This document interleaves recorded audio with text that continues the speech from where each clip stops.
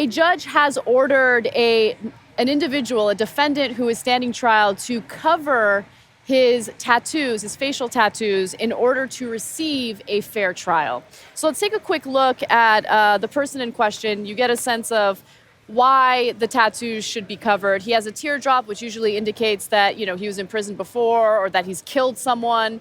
You have a Nazi sign, apparently, on his face as well. It's a little hard to see. I had to look a couple of times. It's the swastika inside the clover on the opposite side from the teardrop. Yeah, it looked like clover. Right. So, before choosing who the jurors would be in this case. And by the way, he is accused of some pretty hideous things. He is accused of stealing a man's motorcycle at gunpoint. He also faces the death penalty in a different case. He's accused of killing a 75-year-old woman days before that robbery.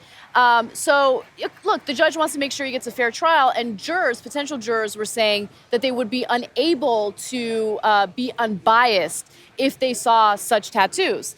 And so now, every day before he stands trial, he needs to have it covered. A professional makeup artist that puts some foundation on him and covers the tattoo, which I think is the right way to go because you want everyone to have a fair trial, right? I don't agree. Okay. And so you have the liberal position. Mm-hmm. This brings me back to why I was a conservative in law school.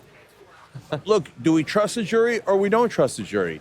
We wouldn't have him do makeup in front of a judge. Sometimes the judge makes it, sometimes you'll have a jury trial, and sometimes the defendant will want a trial by judge.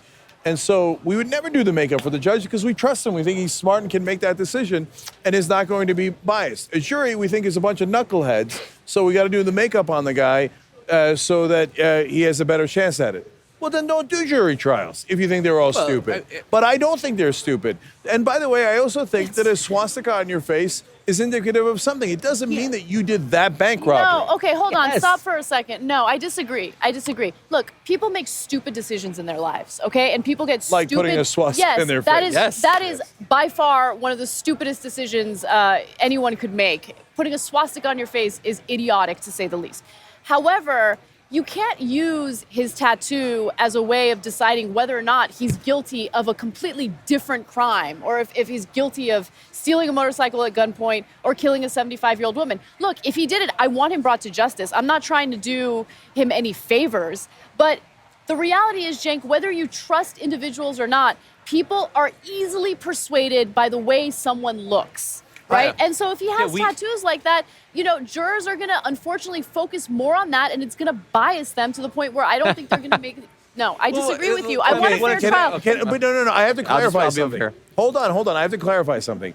I'm not saying I see a swastika on a guy's face and I go, guilty. No matter what the charge is, guilty. You don't think that way, but a lot of people do think that way, Cenk. Okay, all right. No, but then don't have jury trials because you think they're morons. Right? So, look, it is a rational thing to say the guy's got a tear tattoo. He's at least pretending to have killed someone. He's got a swastika. That means he at least is pretending to hate a lot of people. Yeah. And by the way, we also don't oftentimes share with the jury all of his past crimes. Now, the judge gets to see all of that. Now, if I'm making a decision on someone, I want all that background. That doesn't mean that I think he did this crime. It does mean that it is part of my decision-making process because it should be. Look, to say that, no, this angel was dropped on this earth here, and I have to judge this angel devoid of any context is preposterous. No one is saying that. You need context, but you need context related to the charges against him. Okay, people make stupid decisions throughout their lives. What if he got that ridiculous tattoo and it turns out that he completely changed and was... like an American History X. You know what would happen? They would have a trial, they would present that evidence, and then I would rule the other way. Yeah. So, look, a couple of points that came up during this, and I'm sort of flip-flopping. I think I know where I stand on this. One, I think the saying that the standard that a jury could theoretically be biased by, and a judge and a jury could theoretically be biased. So what's the difference? I mean, I'm assuming a judge receives significantly more training over the course of his life to weed out that sort of thing. But while I do think if I saw someone, if I was on a jury and he had those facial tattoos, I'd probably assume that he did it too. Yep. And we know that people even vote for candidates who are like more attractive or taller. The problem That's why Bernie is, did so well in this election. he's really tall, man. He's really tall. And his hair adds a couple inches. But no, I think the problem is then in the slippery slope. Like, it's easy to say, well, we've identified swastika tattoos as something that will make someone think that you're a criminal. And I think that it would. But we know that juries go lighter on more attractive defendants. They literally do. So why don't we put makeup on everyone? Because then they'd be more attractive and they'd be more fair. Like, I think, or make why don't we put attractive lips, guys make them look uglier. taller? Exactly. I don't know about that makes it really tough when you think about all the other subtle, implicit biases that affect juries. There are tons of them. We have studies that can identify some. But should we try to correct all of them? I don't know. I mean, here's But the one, race. So should we put white powder on black guys? Yeah, Because should they'll we get- put whiteface on them? Maybe they shouldn't see the defendant at all. They No, the should just hear the problem- details of the case. So the problem with your argument in this case is that guy's guilty. I don't know if you saw that picture. Yeah, what if it's got a what if frickin' it's not a swastika? What if it's a kitten on his cheek? Okay, it's a kitten. That's not offensive. Still, it's on his face. That's kind of stupid and crazy and wild. I don't know. I mean, you could play with these little things. It is a slippery slope. But that's what I'm saying. You're asking us to suspend normal human common sense. For example, if he had a tear in the shape of a kitten and he was accused of killing kittens, that's kind of relevant. If it's just a random kitten on his face, it's not relevant. I'm a human being. It's I still can make that decision, right? Yeah. But if you think I can't make that decision, then don't let me make that decision. Then just let the judges decide. We should But we Supreme Court can't assume that the jury is dumber than the judge. Otherwise, we shouldn't have that system.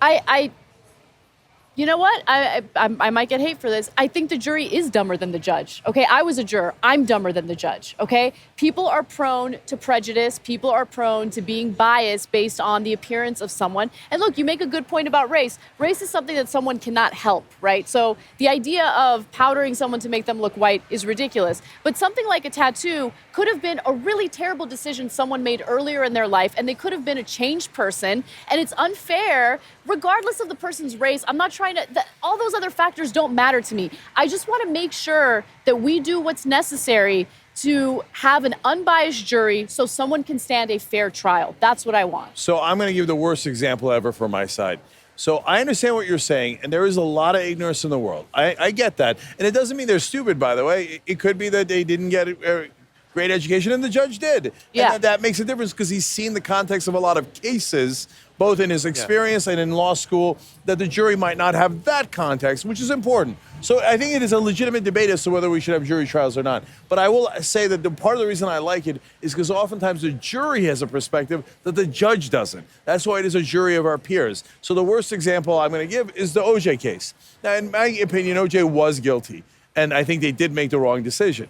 But it is entirely possible that a case like that jury that was made up of primarily African Americans would have a different perspective of how the police treat African Americans in Los Angeles or other big cities, and sometimes do plant evidence. And the judge would not have had that perspective. So in the case of OJ, it's a terrible example because I think he was guilty. But there have been, I'm sure, many similar cases where the jury would be more right than the judge, where the judge would be like, why would a cop just plant some drugs on a guy? Whereas the jury might go, what are you talking about? They plant drugs on us all the time. And so that perspective is also important. That's why I like jury trials, but it is not an easy question. Yeah. I don't have a problem with jury trials. I just want to make sure we don't do anything that influences the jury and gives them a bias that would work against the defendant. Yeah.